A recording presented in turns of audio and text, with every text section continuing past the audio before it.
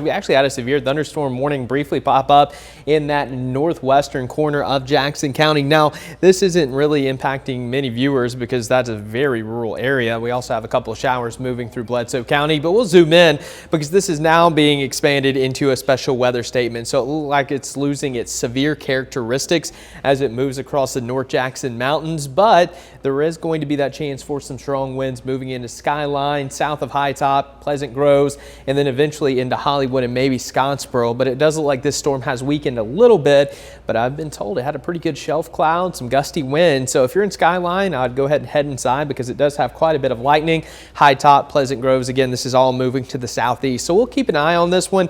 For now, it looks like the severe thunderstorm warning has expired, and it is going to be taking out a special weather statement for the next little bit. So outside of that, things are actually pretty calm. We're going to continue to track out a few downpours here and there and that one storm across northeast Alabama, but temperatures pretty comfortable. 81 in Chattanooga, 84 in Athens, rain-cooled 74 in Lafayette and Fort Payne from some showers that moved through earlier.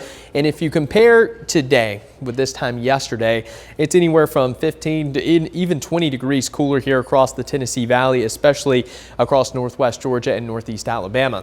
Taking a look at your Skywatch reports, 93 in McDonald today, 88 in Scottsboro, well, 88 in Ringgold, 93 down in Summerville.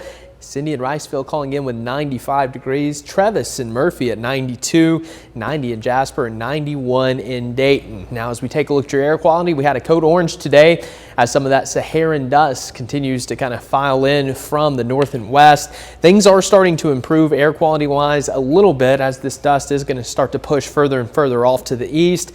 But as we go into your Saturday morning, still going to hang around. So it could be a pretty colorful sunrise for us, and then continuing through the rest of the day, it kind of fades away, pushes into the Carolinas, and then the air becomes a little more stagnant, and we're going to see that kind of bumping back in on Sunday. So that is something to be mindful of, especially if you're an asthma sufferer.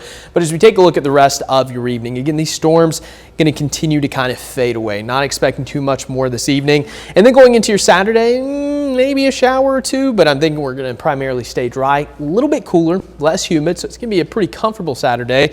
And then going into the evening, again, just a couple of showers possible. But I'm thinking for the most part, we're going to stay dry on your Saturday, and that's going to linger into Sunday as well. So if you have those big weekend plans for the first weekend of August, things are looking pretty good. Tracking the tropics, we do have potential Tropical Cyclone 4 developing right on top of Cuba. Now, this is going to eventually become Debbie. Tropical storm watches and warnings posted for southwest Florida.